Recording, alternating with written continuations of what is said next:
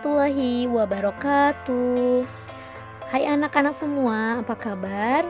Nah, bertemu lagi dengan Bu Nur Wahidah. Insya Allah kita akan membahas pelajaran ilmu pengetahuan sosial atau IPS bab 6 tentang perdagangan internasional. Are you ready?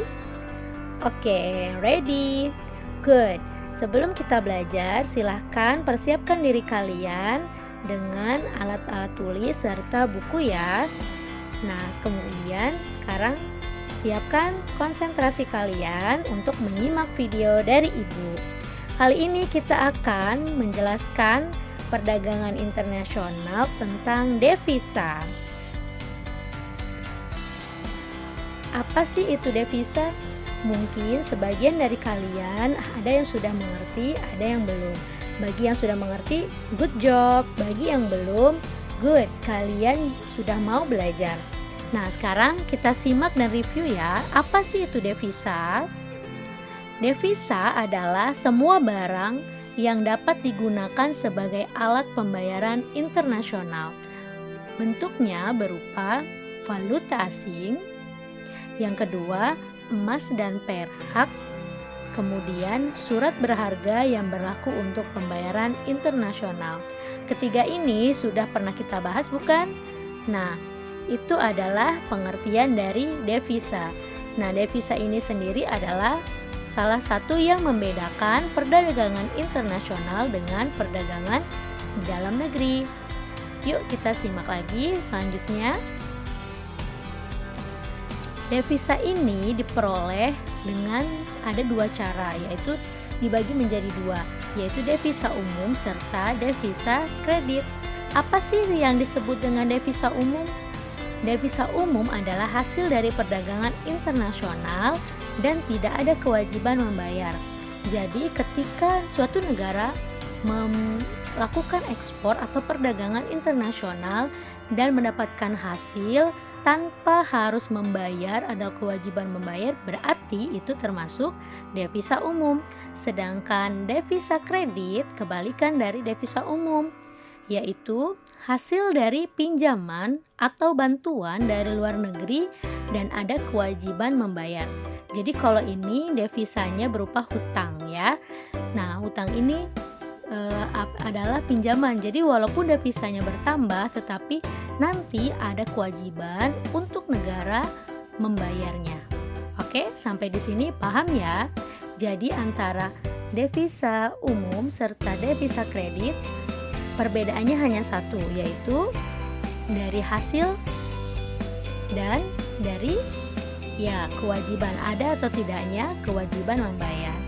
Oke, selanjutnya kita masuk ke materi fungsi devisa. Sampai di sini ada yang ingin ditanyakan? Oke, kita lanjut dulu ya ke fungsi devisa. Apa sih manfaat atau fungsinya devisa bagi negara kita? Nah, di sini Ibu akan menjelaskan beberapa fungsi devisa. Yang pertama, devisa digunakan sebagai alat pembayaran ekspor dan impor. Ya, jadi untuk kegiatan perdagangan internasional, devisa ini adalah alat pembayaran yang diakui. Yang kedua, sebagai alat pembayaran utang luar negeri. Seperti tadi ya, untuk pelunasan hutang luar negeri digunakan devisa, betul. Nah, yang ketiga, fungsi devisa ini sebagai sumber pendapatan negara. Jadi adanya devisa ini ketika kita mengekspor barang atau jasa, itu akan menjadi pendapatan juga buat negara.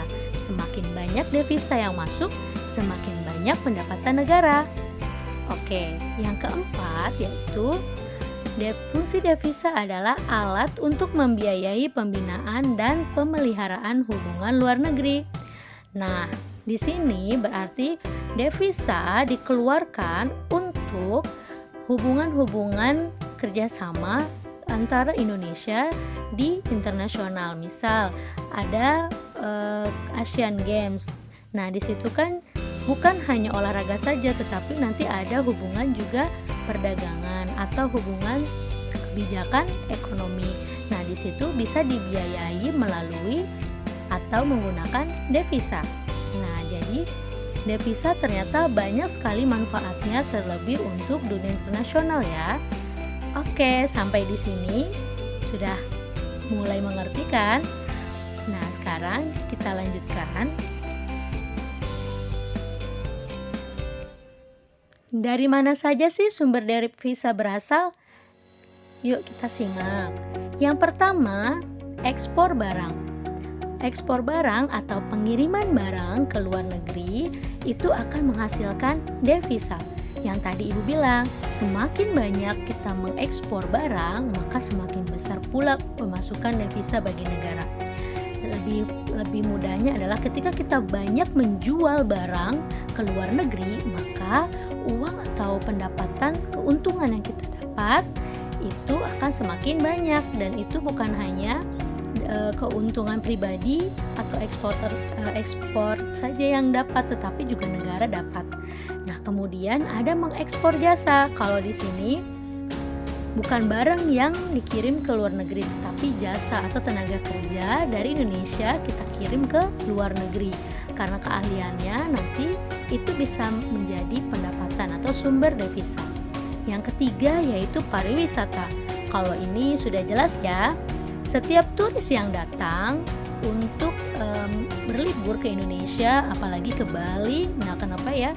Di Bali itu menjadi salah satu penyumbang devisa lumayan banyak kepada Indonesia, karena banyak turis yang datang ke sana itu akan berpengaruh terhadap devisa yang semakin bertambah ya.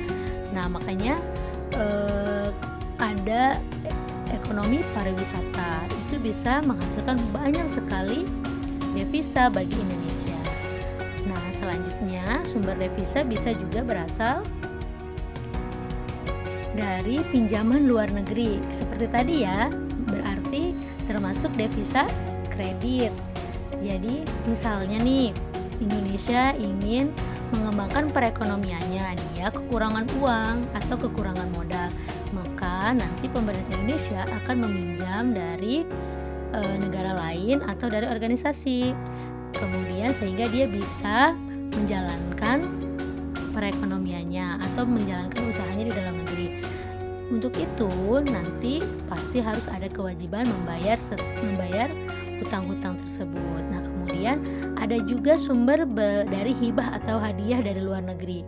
Jika hibah yang diterima berupa mata uang asing, maka akan menambah cadangan devisa suatu negara.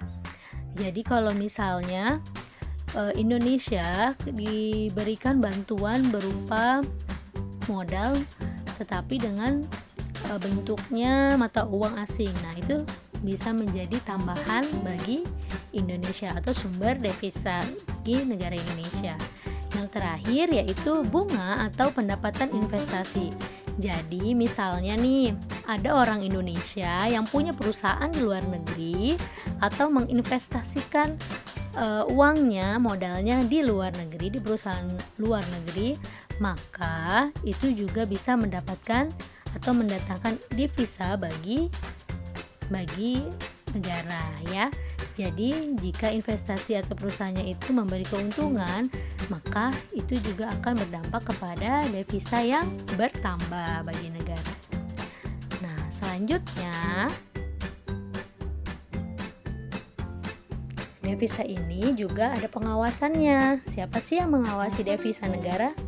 Ada yang tahu? Tentu saja pemerintah ya. Pengelolaan devisa dikelola oleh pemerintah.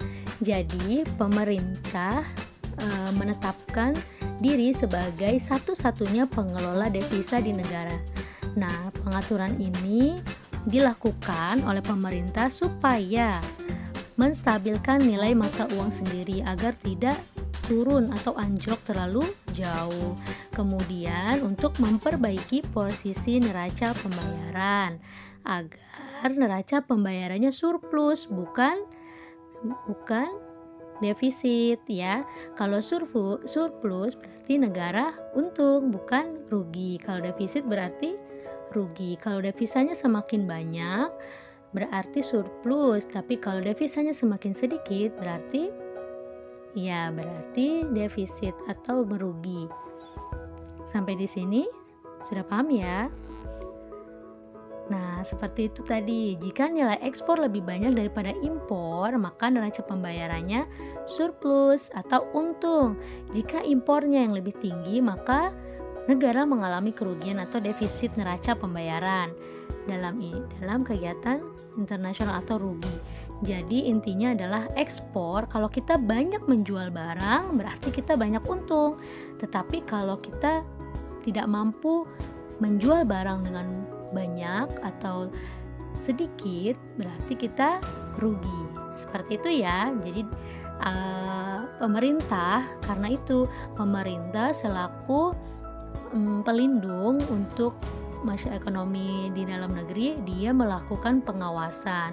Dan juga pemerintah ini menekan para importir. Jadi itu pemerintah membatasi mengimpor barang dari luar negeri supaya lebih banyak ekspornya bukan impornya.